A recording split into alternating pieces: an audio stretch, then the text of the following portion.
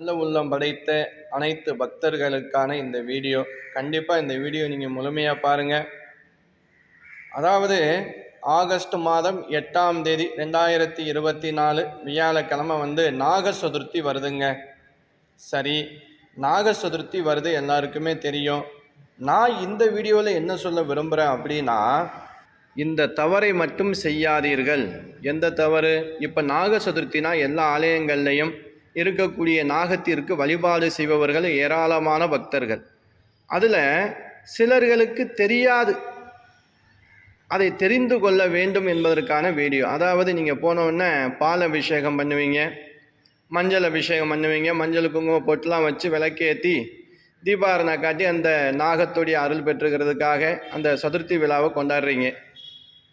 சிலர் அப்படியே பாலை ஊற்றிட்டு ஜலம், அதாவது தண்ணி ஊற்றாமல் போகிறது மிக மிக தவறுங்க.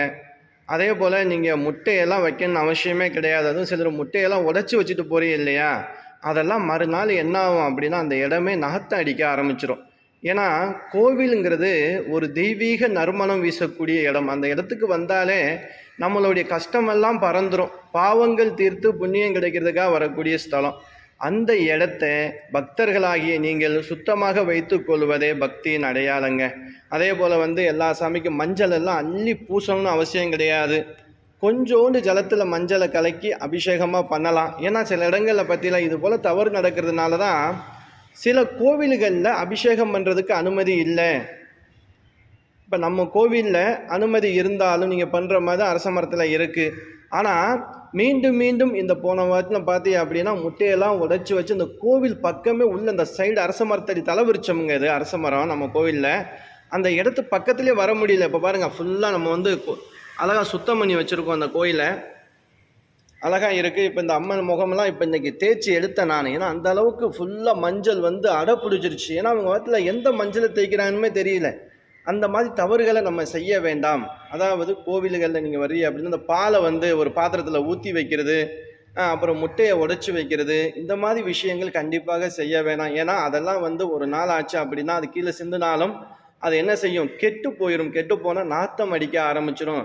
சாஸ்திரத்துக்கு பால் அபிஷேகம் பண்ணுறதா இருந்தால் இங்கே கோயிலுடைய அர்ச்சகர் இருப்பார், அவரை கூப்பிட்டு நீங்கள் அபிஷேகம் பண்ண சொல்லலாம். இல்லை உங்கள் கையில் பண்ணுற மாதிரி அனுமதி பண்ணிவிட்டு நல்லா அந்த இடத்த சுத்தமாக வச்சுட்டு இருந்தாலே போதுமான விஷயங்க. எல்லாருக்கும் ஷேர் பண்ணுங்கள். ஏன்னா நாக சதுர்த்தி வருது, அந்த இடம் பரிசுத்தமாக இருக்கணும். சுத்தமாக வச்சுக்கிறது பக்தர்களுடைய கையில் தாங்க இருக்குது.